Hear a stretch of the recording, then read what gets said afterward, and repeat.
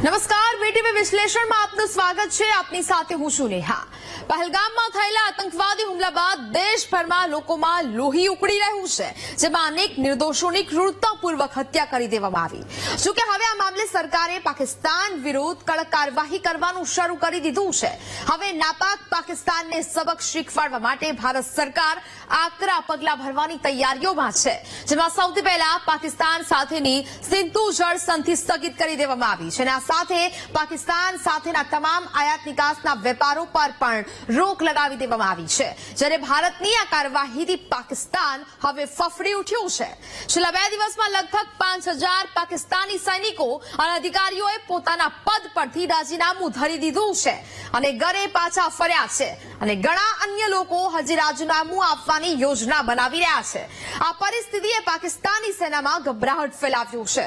ત્યારે આવો જોઈએ કે કેમ પાકિસ્તાની સેના ફફડી ઉઠી। હવે યુદ્ધની સ્થિતિ પાકિસ્તાન સાથેની સિંધુ જળ સંધિની પાકિસ્તાનમાં શું થશે અસર, ગ્રાફિક્સના માધ્યમથી સમગ્ર મામલો સમજીએ। સિંધુ જળ સમજૂતી શું છે તેના વિશે આપણે સૌથી પહેલા જો વાત કરવામાં આવે તો 1960માં ભારત પાકિસ્તાન વચ્ચે જે સમજૂતી થઈ હતી અને તેને જ લઈને આ સમજૂતી બની હતી। સિંધુની 3 પૂર્વ નદીઓનું પાણી ભારત વાપરી શકે છે અને ત્યારે આ સમજૂતીઓ અહીંયા કરવામાં આવી હતી। 3 પશ્ચિમી નદીઓના પાણી પર પાકિસ્તાનને અધિકાર છે અને આ 3 પશ્ચિમી નદીઓ છે પણ જણાવીશ 24 એપ્રિલે ભારતમાં આ મહત્વપૂર્ણ નિર્ણય છે તે લઈ લેવામાં આવ્યો છે। આ સંધિ સારા સંદર્ભમાં કરવામાં આવી હતી, સમજૂતી સારા સંદર્ભમાં કરવામાં આવી હતી, પરંતુ સારા સંબંધો વિના તેને જાળવી શકાય નહીં, તેથી જ તેને હવે સ્થગિત કરી દેવાઈ છે। હવે સિંધુ નદીનું એક ટીપું પાણી પણ પાકિસ્તાન નહીં જાય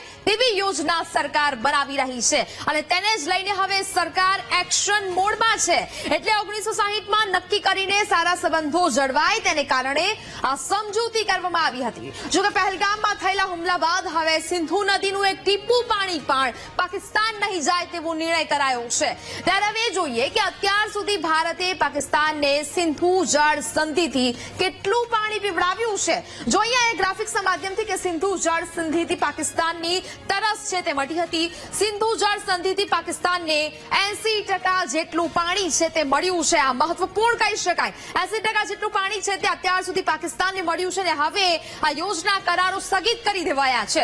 સિંધુ નદીની પ્રણાલીની 6 નદીઓમાં 16.8 કરોડ એકર ફૂટ પાણી છે તે અહીંયા જોવા મળ્યું। સિંધુ જળ સંધિમાં તેના 2 ભાગ છે તે કરી દેવામાં આવ્યા છે। પૂર્વ અને પશ્ચિમની જે આપણે વાત કરી અલગ અલગ નદીઓ છે તે વિભાજિત છે તે થઈ છે। સિંધુ જળ સંધિમાં તેના 2 ભાગ છે તે કરવામાં આવ્યા છે અને આ સંધિથી પાકિસ્તાનની તરસ છે તે ભારત મટાડી ચૂક્યું છે, પરંતુ હવે મહત્વપૂર્ણ નિર્ણયો લેવામાં આવ્યા। પૂર્વી નદીઓની વાત કરીએ, સતલજ, વ્યાસ અને રાવી નદીઓમાં 3.3 કરોડ એકર ફૂટ પાણી છે તે અહીંયા તેનો સમાવેશ થાય। સાથે સાથે આ બધું જ પાણી ભારત છે તે વાપરી શકે છે। આ પૂર્વી નદીઓ છે તેના પર ભારતનો અધિકાર છે અને આ તમામ પાણીનો જે જથ્થો છે, પાણીનો સંગ્રહ છે તે આ નદીઓ પૂર્વીય નદીઓ છે તેનો ઉપયોગ ભારત કરી શકે છે અને ભારત પાસે તેનો અધિકાર છે। એટલે એક સમય હતો જ્યારે ભારતે સિંધુ જળ સંધિને લઈને સમજૂતી કરી હતી, પણ તે છતાં નાપાક પાકિસ્તાને ત્યારથી લઈને અત્યાર સુધી તેની હરકતો અને ભારત પર હુમલાઓ શરૂ રાખ્યા। જોકે આ વખતે સિંધુ જળ સંધિ સ્થગિત કરી દેવામાં આવી છે, પરંતુ તેને લઈને સવાલ એ થાય છે કે શું ભારત દ્વારા આ સિંધુ જળ સંધિ સ્થગિત કરવાથી પાકિસ્તાનમાં દુકાળ પડશે તેવો હાલ તો લોકોના મનમાં સવાલ થઈ રહ્યો છે। તો આવો તે પણ આપણે ગ્રાફિક્સ માધ્યમથી જોઈએ કે સિંધુ જળ સંધિથી પાકિસ્તાન પર શું અસર છે તે જોવા મળશે। હાલ પૂરતું ભારત પાકિસ્તાનમાં પાણી વહેતું છે તે નથી અટકાવી શકતું, પરંતુ તેની અસર ચોક્કસપણે ત્યાં વર્તાશે। પાકિસ્તાન જતું રોકવા માળખાકીય સુવિધાઓ છે તે હજી સુધી ઉપલબ્ધ નથી, તેની તૈયારીઓ સરકાર કરી રહી છે। ભારત પાકિસ્તાનમાં પાણીની મોટી કટોકટી અત્યારે તો નહીં જ સર્જી શકે તેવું પણ નિષ્ણાંતો ક્યાંક માની રહ્યા છે। બરફ પીગળે ત્યારે નદીઓ અબજો ક્યુબિક મીટર પાણી પાકિસ્તાનમાં છે તે પ્રવેશે છે અને તેને જ કારણે પાકિસ્તાનમાં દુકાળ પડે તેવી સ્થિતિ નહીં જોવા મળે। સંગ્રહ ક્ષમતા ખૂબ ઓછી હોવાને કારણે પાકિસ્તાન જતા પાણીને સંગ્રહ નથી કરી શકતું ભારત, કારણ કે સંગ્રહ ક્ષમતા એટલી નથી. જો ભારત પાણીને રોકવાનો પ્રયાસ કરે તો પંજાબ અને જમ્મુ કાશ્મીરમાં પૂર આવે તેવી પણ સ્થિતિ છે તે અહીંયા સર્જાઈ શકે છે. આ તમામ બાબતો નિષ્ણાંતોના જણાવ્યા અનુસાર છે, એટલે કે આ બધી અસરો છે તે જોવા મળી શકે. તો પછી આજે સ્થગિત કરી દેવામાં આવ્યો છે સિંધુ જળને લઈને, અને આ મહત્વપૂર્ણ નિર્ણય જ્યારે લેવામાં આવ્યો તેની પાછળ ભારતનો આખરે હેતુ શું છે તે પણ આપણે ગ્રાફિક્સ માધ્યમથી સમજવાનો પ્રયત્ન કરીશું કે ભારતનો હેતુ શું છે. ભારત ભલે રાતોરાત પાકિસ્તાનનું બધું પાણી ન રોકી શકે, પરંતુ તેની પાછળ પણ અનેક હેતુઓ છુપાયેલા છે. કામચલાઉ ધોરણે નદીઓના પાણીનો પ્રવાહ નિયંત્રિત ભારત કરી શકે છે. પાકિસ્તાનના પંજાબથી લઈને કરાચી સુધી પાણીનો સપ્લાય છે તે ખોરવી શકે છે. આ તમામ આયોજનો છે.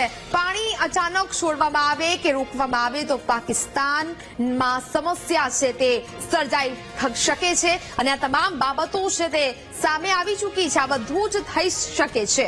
કેન્દ્રીય જળમંત્રી સી આર પાટીલે કહ્યું હતું કે એક રોડ મેપ તૈયાર કરવામાં આવ્યો છે.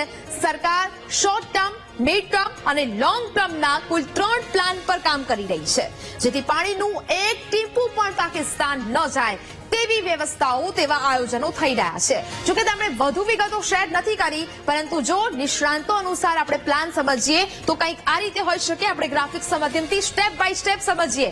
ભારતની 3 સ્ટેપમાં લાંબી ગેપ. સૌથી પહેલા તો આપણે વાત કરીએ, રોડમેપ છે તે તૈયાર કરવામાં આવ્યો છે. સરકાર શોર્ટ ટર્મ, મિડ ટર્મ અને લોંગ ટર્મ પર કામ કરવા જઈ રહી છે, અને તેની શરૂઆત છે તે પણ થઈ ગઈ છે. પાણીનું એક ટીપું પણ પાકિસ્તાન ન જાય તેવી વ્યવસ્થા છે તે કરવામાં આવી રહી છે. હવે આપણે સ્ટેપ બાય સ્ટેપ જો વાત કરવામાં આવે તો અહીંયા સ્ટેપ 1 ના આપણે ગ્રાફિક્સ માધ્યમથી જોઈએ કે કેવા પ્રકારના સ્ટેપ લઈ શકે. સ્ટેપ 1 માં નવી સિંધુ જળ સંધિની જમીન છે તે અહીંયા તૈયાર કરવામાં આવી છે. ભારત ફાયદાનો સોદો કરવા પાકિસ્તાનને વાતચીત માટે પણ મજબૂર કરી શકે છે. એક મહત્વપૂર્ણ પગલું આ પણ હોઈ શકે. વાત કરીએ હવે સ્ટેપ 2 ની. સ્ટેપ 2 માં કેવા પ્રકારના પગલા ભારત સરકાર ભરી શકે. પોતાના હિસ્સાના પાણીના દરેક ટીપાનો ઉપયોગ કરવો જ પડશે તેવું હવે ભારત સરકારનું માનવું છે. ભારત માત્ર પૂર્વી નદીઓનું પાણી વાપરી શકે છે, અને તેનો ઉપયોગ છે હવે ભારત સરકાર કરશે. નદીઓના પાણીમાંથી લગભગ 94% પાણીનો ઉપયોગ ભારત કરી રહ્યું છે અને હજી પણ કરે છે. ભારતે રંગલ બંધ, રણજીત સાગર બંધ અને હરિકે બેરેજ, ઇન્દિરા નહેર પ્રોજેક્ટ છે તે બનાવ્યા છે. હજી પણ આવા બંધો બાંધવાની શરૂઆતો છે ને પ્રોજેક્ટો ચાલી રહ્યા છે. 2019માં ઉરી આતંકવાદી હુમલા પછી 100% પાણી પોતાને ત્યાં વાપરવાનું ચાલુ કરી દેવામાં આવ્યું છે. જ્યારે ઉરી હુમલો થયો હતો ત્યારથી લઈને ભારત સમજી ગયું હતું કે આ હુમલાઓ છે તે સતત વધી રહ્યા છે, તેથી આ પાણી સંગ્રહ કરવું ને આપણા ત્યાં ભારતમાંથી પાકિસ્તાનમાં પાણી જે આપી રહ્યા છે તે બંધ થવું જોઈએ. વાત કરીએ હવે સ્ટેપ 3 ની. સ્ટેપ 3 માં કેવા પ્રકારના પગલા. પાકિસ્તાન જતા બધા જ પાણીને ભારત તરફ વાળવાનો પ્રયત્ન છે તે કરવામાં આવી રહ્યો છે. આ લોંગ ટર્મ પ્રોજેક્ટ છે જે વર્ષો સુધી ચાલી શકે છે, પરંતુ તેની અસર ચોક્કસથી વર્તાશે. આનાથી પાણીને રોકવું અને તેની દિશા બદલવી સરળ બનશે. બધું જ પાણી ભારત તરફ વાળી લેવું તેવું પણ થઈ શકે. નદીઓ પર બંધ અને બાકીના માળખાકીય પ્રોજેક્ટ છે તે હવે વધારવામાં આવી રહ્યા છે તેવી યોજનાઓ બની રહી છે. પાણીને સંગ્રહ અને જે નદીઓની દિશા બદલવા પર હવે કામ છે તે કરવામાં આવશે. એટલે આ તમામ આયોજનો છે તે સ્ટેપ બાય સ્ટેપ કરવામાં આવી રહ્યા છે. 3 સ્ટેપમાં આપણે વાત કરી કે ભારતની 3 સ્ટેપમાં આ લાંબી ગેમ છે તે ચાલવાની છે, એટલે કે સમય લાગશે, પરંતુ લાંબા સમય બાદ પણ પાકિસ્તાનમાં અસર વર્તાશે તો ખરી.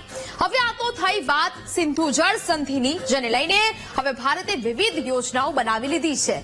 કેવી રીતે પાકિસ્તાનમાં પહોંચતું પાણી અટકાવી શકાય અને પાકિસ્તાનના વળતા પાણી લાવી શકાય. જોકે જ્યારથી જ પહેલગામમાં આ હુમલો થયો અને ભારતે પાકિસ્તાન તરફ એક્શન લેવાના શરૂ કર્યા છે ત્યારથી પાકિસ્તાન ફફડી ઉઠ્યું છે. પાકિસ્તાનની સેનાના અધિકારીઓ રાજીનામા આપી રહ્યા હોવાની પણ વાત સામે આવી છે. જોઈએ અહીંયા ગ્રાફિક્સ માધ્યમથી ફફડી ઉઠ્યું છે પાકિસ્તાન. સૌથી પહેલા જોઈએ પાકિસ્તાની સેનાના સૈનિકો અને અધિકારીઓ છે તે ડરી રહ્યા છે. પરિસ્થિતિએ પાકિસ્તાની સેનામાં બરાબરનો ગભરાટ ફેલાવી દીધો છે ને જેને કારણે આ પરિસ્થિતિ ઊભી થઈ છે. હવે 2 દિવસમાં 5000 પાકિસ્તાની સૈનિકોને અધિકારીઓએ રાજીનામા ધરી દીધા છે. હજી ઘણા લોકો રાજીનામા આપી શકે છે ને તેને જ કારણે હવે જે યુદ્ધની સ્થિતિની વાત કરી રહ્યા હોય તે પાકિસ્તાની નેતાઓ હવે આ સાંભળે કદાચ એ લોકોને ખબર પડે કે અમારા દેશની સ્થિતિ અત્યારે શું છે ને પછી યુદ્ધની વાતો કરે. પહેલગામ હુમલા બાદથી પાકિસ્તાની સેનામાં ભયનું વાતાવરણ છે. પરિવારના સભ્યો સતત તેમના નાના પુત્રો અને સંબંધીઓને ફોન કરીને નોકરી છોડીને ઘરે પાછા ફરવાની સલાહ આપી રહ્યા છે. તેમને ડર છે કે ભારત ગમે ત્યારે પાકિસ્તાન પર હુમલો કરી શકે અને આવી સ્થિતિમાં તેમના બાળકો માર્યા જઈ શકે છે. રાજીનામાની વધતી સંખ્યા જોઈને પાકિસ્તાની સેનાના ઉચ્ચ અધિકારીઓમાં ગભરાહટ ફેલાઈ ગયું છે. તેઓ સૈનિકોને રાજીનામું આપતા અટકાવવા માટે દરેક શક્ય પ્રયાસો કરી રહ્યા છે, પરંતુ રાજીનામું આપનારાઓની સંખ્યા પણ સતત વધી રહી છે. જોકે હજુ પહેલગામ આતંકવાદી હુમલા બાદ પાકિસ્તાન સતત ભારતને હુમલાની ધમકી આપી રહ્યું છે. સિંધુ નદી સંધિ મુલતવી રાખવાથી પાકિસ્તાન પણ સંપૂર્ણપણે નારાજ છે. તેના નેતાઓ પાણી નહીં વહે તો લોહી વહેશે જેવા નિવેદનો આપવાનું હજી પણ નથી ટાળી રહ્યા, પરંતુ ભારત સાથેના સામસામેના યુદ્ધમાં પાકિસ્તાનને એકવાર નહીં પણ 3 વાર હારનો સામનો કરવો પડ્યો છે અને વધુ એક વખત જો આવી યુદ્ધની સ્થિતિ ઉદ્ભવે તો પછી ફરી એક વખત પાકિસ્તાનને પોતાના ઘૂંટાણીએ બેસવું પડશે, હારનો સામનો કરવો પડશે. તેમાં કોઈ બેમત નથી. ગ્રાફિક્સ માધ્યમથી સમજીએ પાકિસ્તાનની શર્મનાક એ કહાની. પાકિસ્તાન ભારત વચ્ચે 3 વખત યુદ્ધ થયું છે. આમને સામને આ યુદ્ધ છે થયું છે, જેમાં કે 1965, 1971 અને 1999 યુદ્ધમાં ભારતીય સેનાએ પાકિસ્તાનને ધૂળ ચટાડી દીધી હતી અને આ યુદ્ધમાં પાકિસ્તાનનો કારમો હાર થયો. 3 વખત પાડોશી દેશને હારનો સામનો કરવો પડ્યો છે. છતાં પણ આ પાકિસ્તાન પોતાની નાપાક હરકતોમાંથી બાજ નથી આવી રહ્યું. 1971 યુદ્ધમાં 90,000 થી વધુ પાકિસ્તાની સૈનિકોએ આત્મસમર્પણ કરી દીધું હતું, સરેન્ડર કરી દીધું હતું. આ યુદ્ધમાં પાકિસ્તાન 2 ભાગમાં વેચાઈ ગયું અને એ 2 ભાગ એટલે કે બીજો ભાગ આપણે બાંગ્લાદેશ કહીએ છીએ. ત્યારબાદ બાંગ્લાદેશનો જન્મ થયો. 1971માં ઇન્દિરા ગાંધીએ પાકિસ્તાનથી અલગ થયેલા લોકોને ભારતમાં શરણ આપી હતી અને ત્યારબાદ આ મામલો વધુ ઉગ્ર બન્યો. 3 ડિસેમ્બરે 1971 પાકિસ્તાનને ભારતીય વાયુસેનાના 11 સ્ટેશનો પર હવાઈ હુમલા છે તે કરવામાં આવ્યા હતા અને જ્યારે 4 ડિસેમ્બરે 1971માં ભારતીય નૌકાદળે ઓપરેશન ટ્રાઇડન્ટ શરૂ કરી દીધું હતું અને ત્યારબાદ ભારત દ્વારા પણ આક્રમક જવાબ આપવામાં આવ્યો. પાકિસ્તાને 15 ડિસેમ્બરે સરેન્ડર કરી દીધું હતું. એટલે કે એક વાત એ સામે આવી હતી કે 16 ડિસેમ્બર સુધીનો સમય છે તે ભારતીય સરકાર દ્વારા આપવામાં આવ્યો હતો, પરંતુ તે પહેલા જ પાકિસ્તાની સેનાએ સરેન્ડર કરી દીધું હતું અને ત્યારબાદ હસ્તાક્ષર છે તે તેમાં કરવામાં આવ્યા હતા.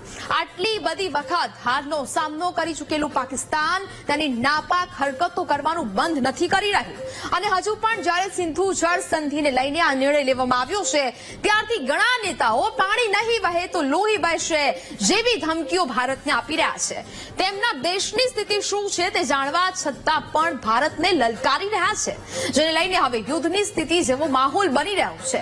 જો હવે યુદ્ધ થશે તો એ વાત નક્કી છે કે આકાશમાંથી રાફેલ અને સમુદ્રમાંથી રાફેલ એમ પાકિસ્તાન પર હુમલો કરશે. આવો જોઈએ કે રાફેલ એમ ની ભારતે શું ડીલ કરી છે. ગ્રાફિક્સ માધ્યમથી જોઈએ ભારતની તાકાત હવે વધવા જઈ રહી છે. ભારત અને ફ્રાન્સ વચ્ચે 26 રાફેલ એમ ફાઇટર જેટ માટે કરાર પર હસ્તાક્ષર છે તે થઈ ચૂક્યા છે. આ ખૂબ મહત્વપૂર્ણ વાત છે.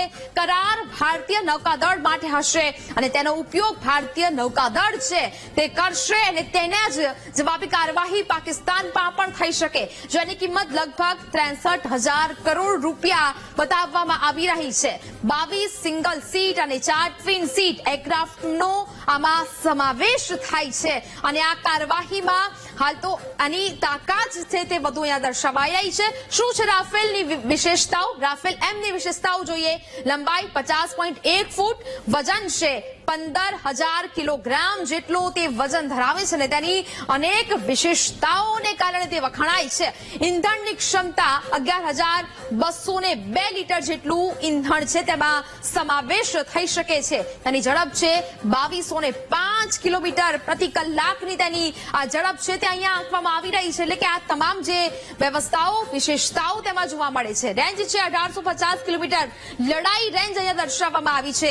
ફેરી રેન્જની વાત કરીએ તો 350 કિલોમીટરની રેન્જ ધરાવે છે. કેવી રીતે કામ કરશે રાફેલ એમ? રાફેલ એમ 30 મિલીમીટર ઓટો કેનન ગનથી સજ્જ બનેલું છે. 3 પ્રકારની હવાથી હવામાં પ્રહાર કરતી મિસાઇલો પણ આ રાફેલ એમ છે તે ધરાવે છે. પરમાણુ મિસાઇલ અથવા તેનું મિશ્રણ પણ તેમાં તૈનાત કરી શકાય છે. એટલે કે કોઈ પણ દેશને જવાબી કાર્યવાહીમાં આનો મહત્વપૂર્ણ ઉપયોગ થઈ શકે. જેટ જહાજો INS વિક્રાંત અને INS વિક્રમાદિત્ય પર તૈનાત તેને કરવામાં આવશે અને ત્યારબાદ તેનો ઉપયોગ થશે. 1971ના યુદ્ધમાં ભારતીય નૌકાદળે પાકિસ્તાનની આબરૂ કાઢી હતી ને તેના ધજાગરા ઉડાવી દીધા હતા. આ જેટના આગમનથી ભારતીય નૌકાદળ વધુ શક્તિશાળી છે તે બનવા જઈ રહ્યું છે અને તેને જ લઈને હવે આ ડીલ કરવામાં આવી છે.